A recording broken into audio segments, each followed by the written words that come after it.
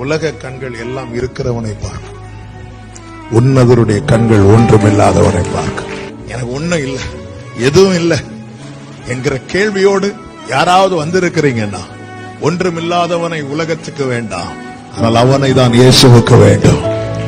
உம்மோடு இருப்பதுதான் உள்ளத்தின் வாஞ்சையா, உம் சித்தம் செய்வதுதான் இதயத்தின் ஏக்கமையா.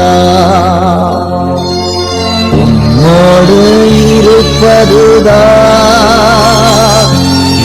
உள்ளத்தின் வாஞ்சையா,